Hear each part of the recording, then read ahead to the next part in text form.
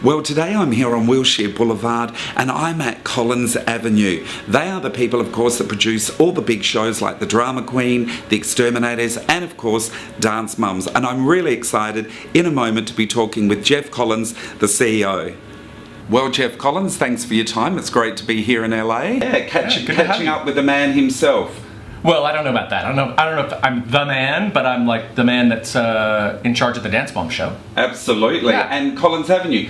Now, Jeff, can you just give us a quick overview of what you actually do here, what Collins Avenue is all about? Well, we do about 70 or 80 hours a year of television.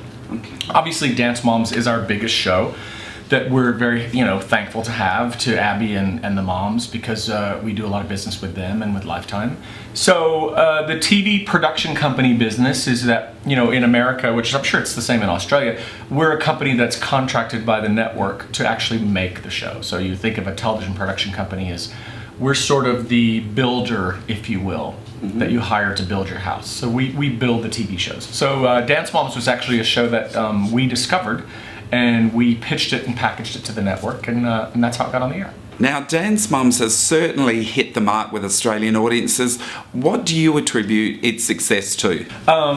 Look, I think anytime you take the combination of mothers and daughters, and you have that mother-daughter relationship, and you add into it competition, and something as beautiful as dancing, and then you throw in, a big character like Abby, you have a recipe for success, because I think it's a little equal parts of all of those things. You're currently in season 5 of the show, which is fantastic. How many more seasons do you think the show can keep going for? I think the show is going to go on for as long as the ladies, and Abby and the girls want to continue doing it.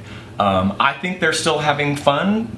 And I think that because of their notoriety, they're able to go to places like Australia and do meet and greets and make some money and sell some t-shirts and some merchandising, and I think they do very well at that. So I think they may stay around for another season. Now, I've met Abby Lee Miller, and she's a wonderful lady, but I heard that originally she actually wasn't considered to be part of the show. Is that true? No, I don't think that's true. Look, in the beginning, the idea actually came to us from some of the moms, because we were looking to explore the mother-daughter relationship. Because I'd done a show years ago called Bridezillas, which was a very, very big hit show that was on the air for 9 or 10 years. So when I went to Lifetime, this current group of people who took over Lifetime, I sat down with a woman named Gina McCarthy, a great friend of mine that we did Bridezillas together. She was an executive at Lifetime and is now at FYI. And she said, I want you to come up with something that explores that mother-daughter relationship. Not Bridezillas, but what else do you have that you could think of that explores the relationship between the mother and the daughter? So I sat around with my team and we thought, wow, what do mothers and daughters do together? Dance class. You thought, at least every mom takes her daughter to dance class once or twice, at least, to see if it clicks. And for many of them, when it does, you go, that's an amazing activity that mothers do with their daughters, and the girls, learn poise and they become young ladies. And so we started looking in that world, and there was the co-creator of the show, a guy named John Corella, who is a competition coach like Abby is, and he knew Abby. And so he kept saying to us, you have to meet this woman Abby and her class. We'll send. When we started looking, it was the moms, that we originally put on tape, but it was undeniable. Right. Undeniable that Abby was a big So she was waiting in the wings. Well, she wasn't waiting in the wings. She was obvious. It was obvious when you saw her teach and you saw her teaching methods that she was a very, big character that you just couldn't stop watching. Sure. People often ask how much of reality TV is real. What would your answer be to that? Well, look, I don't know how completely real anyone is when you have a camera pointed at you. Like, how real am I right now? Is this some version? Real. Or is this a version of me? Sure. It's probably a heightened version of me that if you turn the camera off, I'm probably not this animated to talk to. So I think the same thing exists with the cast. But that being said, all the things that happen on the show are completely real. Because we have that competition, right? So every week it's really sort of the same thing over and over again. They show up, they're put into an order of who gets a solo and who's in the group number, Right. which immediately sets up the stakes. And they begin to rehearse. They go to a competition. Sometimes they win, sometimes they lose, and that really sets up the drama and the story for the next episode. So because we have those tent poles built in there, it really doesn't allow us to deviate too far from what it is that's really going on with them. Yeah. Yeah, and the mobs are really competitive. They are. And so is there much improvising along the way, or you just sort of take and film what you can and then it's editing later that defines the storyline? Or? Absolutely. I mean, look, there's a lot of story and a lot of things that happen that we don't use because we simply don't have time to use. Sure. But we try to stick with the stories that have a beginning, a middle, and an end. Right. Because those are the ones that you can follow in an hour program. It's Sure. 44 minutes of content. And then there are some things that happen that don't really make a full story that we just don't use. So we film with them for 6 days, and then we edit it down to like 44 minutes worth of program. Wow. A lot of the rehearsals we don't cover because it's just not that interesting to watch. Sure. Last year I was here in LA and I had the good fortune to go to North Hollywood to Apache Studios and actually see the filming of the reunion show. How do you deal with all of those big personalities in one room at the same time? I didn't know you were there, so you feel my pain.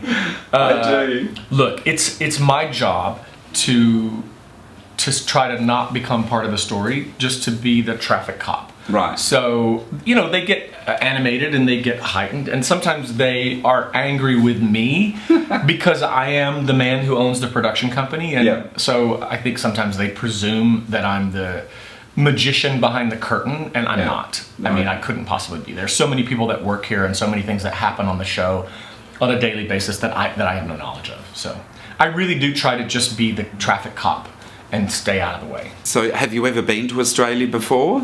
I am ashamed to say that I've never been to Australia. I am dying to go to Australia. Oh, you must. It is at the top. Two places on my list: Australia and Thailand. Yep.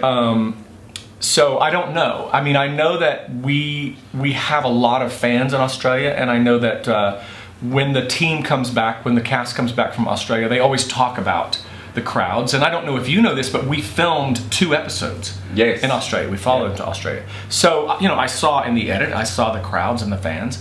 I'm told, of course, that the show is really popular in Australia, that it's one of the biggest unscripted shows down there.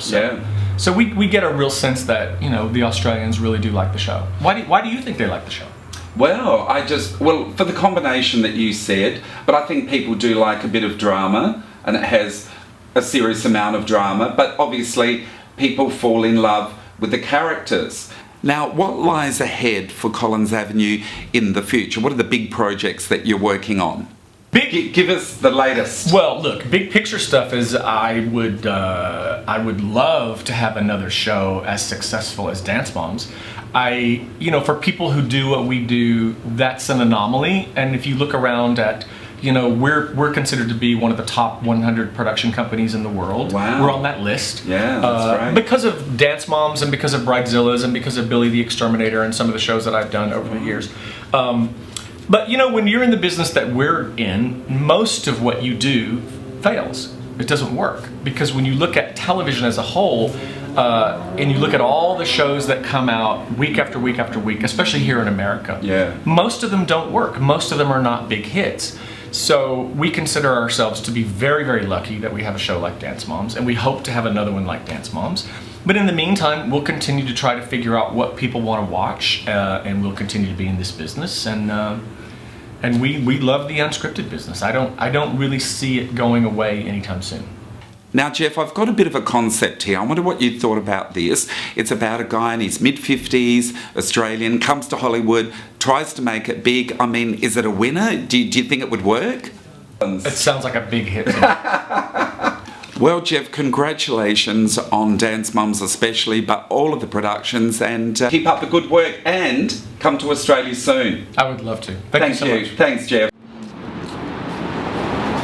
Well, that was my interview with Jeff Collins here at Collins Avenue, and you know what? I think he actually liked my idea for the TV show. Woohoo!